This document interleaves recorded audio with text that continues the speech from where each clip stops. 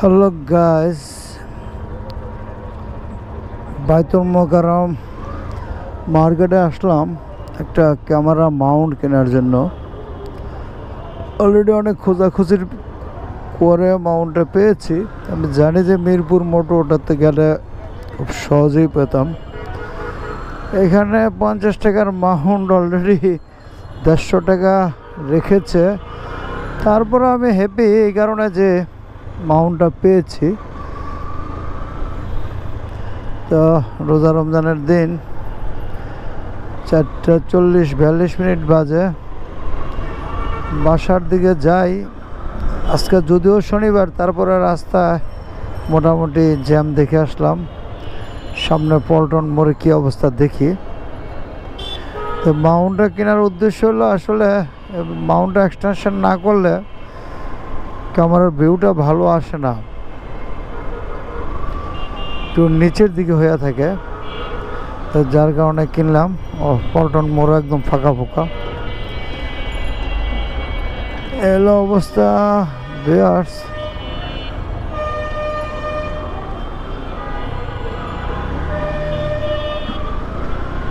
যাব এখন খিলগাঁওর দিকে।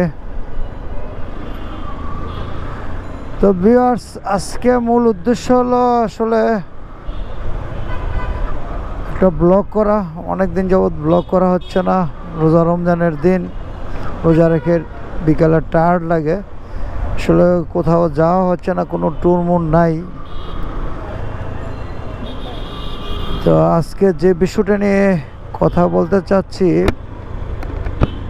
মূলত দুটি। ভিউয়ার্স, অনেকে আমাকে প্রশ্ন করে থাকে যে FZ-S-FI বাইকটি কিনবো না এক্সব্লেড FI ABS বাইকটি কিনবে। আসলে দুইটা বাইকের দাম প্রায় সেম। FZ-S ভার্সন 2 বাইকটির দাম হলো বর্তমান 2,39,000 টাকা, এবং এক্সব্লেড FI ABS বাইকটির দাম হলো 2,40,000 টাকা। দুইটা বাইকের এবার পার্থক্য আপনাদের সামনে তুলে ধরার চেষ্টা করব। FZ-S ভার্সন 2 বাইকটি 149 সিসির এয়ার কুলড ইঞ্জিন, এবং এক্সব্লেড FI ABS বাইকটি 160 সিসি এয়ার কুলড ইঞ্জিন। দুটার পাওয়ার যদি বলি, FZ-S ভার্সন 2 ওর বাইকটির ম্যাক্সিমাম পাওয়ার হলো 13 বিএসপি এবং 8,000 RPM।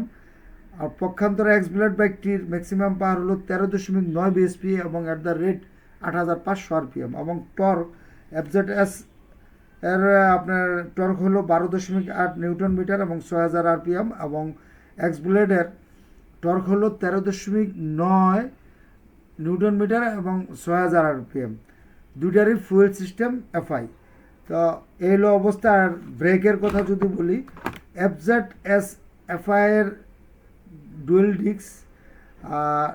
এর মধ্যে যদি বলি, ফ্রন্ট ব্রেকটা হলো 282 mm এর বিশাল বড় একটা ডিস্ক, এবং রেয়ার হলো 220 mm এর।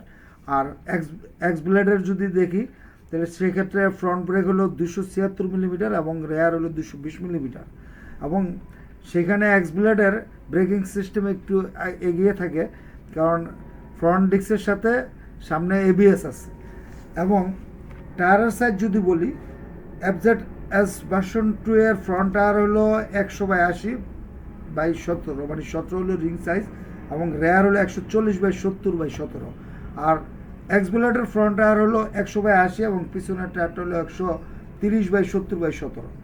তো দুটার সাসপেনশন যদি দেখি, সাসপেনশন হলো আপনার FZ-S ভার্সন 2 এর সাসপেনশন, ফ্রন্ট সাসপেনশন হলো টেলিস্কোপি, এবং এক্সব্লেডের ফ্রন্ট সাসপেনশন টেলিস্কোপি। রেয়ার সাসপেনশন হলো FZ-S এর মনোক্রস সুইংগাম সাসপেনশন বলে, আর এক্সব্লেডের হলো মনোশক সাসপেনশন। হ্যান্ডেল যদি বিবেচনা করেন, দুটা বাইকের পাইপ হ্যান্ডেল রয়েছে, এবং মিটারের পার্থক্য অনেক। দুটা বাইকের মিটার যদি দেখেন, দুটাই ডিজিটাল মিটার। এখানে গ্যাস যা বলতেছিলাম, দুটা বাইকের মিটারের বিশাল পার্থক্য রয়েছে। পক্ষান্তরে যদি আমি বলি, প্রথম FZ-S ভার্সন 2 এর মিটারটা সেই 16 সালে যে লঞ্চ করেছিল, যদিও ডিজিটাল মিটার, সেখানে একটা আসলে বাইকের মিটারে ডিজিটাল ক্লক খুব জরুরি, এবং সেটা নাই, এবং ট্রিপ মিটার একটা। একটা ট্রিপ মিটার যদি থাকে তাহলে প্রবলেম হয়, কারণ আমি যদি কোথাও যাই তাহলে দুটা ট্রিপ মিটার লাগে। আমি একটা দিয়ে অয়েল মানে ইঞ্জিন অয়েল কত কিলো চালানো হয়েছে সেটা যদি দেখতে হয়, এবং আমি কোথাও যাইতে হলে কত কিলোমিটার রাইড করলাম সেটা বোঝা যায় না। যাক, আর সেই ক্ষেত্রে এক্সব্লেডের মিটার যথেষ্ট আধুনিক, সিবিআর বাইকের মিটারের মতো এই মিটারটা করেছে। সেখানে রয়েছে একাধিক ট্রিপ মিটার, রয়েছে ডিজিটাল ক্লক এবং গিয়ার ইন্ডিকেটর, সাথে রয়েছে স্ট্যান্ড সেন্সর। যদি আপনার ফুট স্ট্যান্ড পরে থাকে বাইকের, সেটা সেন্সরে দেখা যায়, এবং ইঞ্জিন কাট অফ সুইচও রয়েছে। সাথে রয়েছে আপনার কি বলবো, মানে হেডলাইট টেল লাইটগুলি ডিজিটাল, আর এলইডি হেডলাইট, টেল লাইটও এলইডি, এবং ইন্ডিকেটার সুইচগুলি বোধ হয় হ্যালোজেন। আর পক্ষান্তরে এফজেড এস ভার্সন 2 এর যদি হেডলাইটের দিকে তাকাই, মিটারের কথা তো বললাম, হেডলাইট সেই হ্যালোজেন হেডলাইট, টেল লাইট সেই হ্যালোজেন হেডলাইট। সেখানে 2025 সালে ওই বাইকটি খুব দাদার্সে বিক্রি করতেছে ওরা, নতুনভাবে গ্রাফিক্স ডিজাইন চেঞ্জ করেছে, বাট এই মিটার কিংবা হেডলাইটের কোনো আপডেট করা হয় নাই। আর আপনি যদি এক্সব্লেডের দেখেন, আধুনিক ফিচার দিয়ে ভরপুর, সেদিক দিয়ে বাইকটি আমি এগিয়ে রাখবো। এবং মাইলেজ যদি বিবেচনা করেন, এফজেড এস ভার্সন 2 এর মাইলেজ যথেষ্টই ভালো। ঢাকা সিটিতে 40 থেকে 45 কিলোমিটার পাওয়া যায় অনায়াসে, এবং এক্সব্লেডের যে কার্বোটার বাইকটি এতদিন মার্কেটে ছিল সেটারও মাইলেজ 40 থেকে 45 পাওয়া যায়। তো বর্তমানে অনেকে ধারণা করতেছে এফআই হওয়ার কারণে এক্সব্লেডের মাইলেজ 50-এর উপরে পাবে। তো আসলে নতুন আসছে, বাইকটা ব্যবহার করলে বোঝা যাবে, ওরা ক্লেম করে থাকে 45-50। তো যাই হোক ভিউয়ার্স, আমি আর কথা বাড়াবো না। যারা আমার ভিডিওটি পর্যন্ত আজকে দেখছেন সবাইকে ধন্যবাদ, এবং আমার চ্যানেলটি সাবস্ক্রাইব করার জন্য অনুরোধ করব, এবং যারা ইতিমধ্যে সাবস্ক্রাইব করেছেন তাদেরকে সকলকে অসংখ্য ধন্যবাদ। তাদের অনুরোধ করব লাইক, কমেন্ট এবং শেয়ার করার জন্য। এখানেই আজকের মতো বিদায় নিচ্ছি।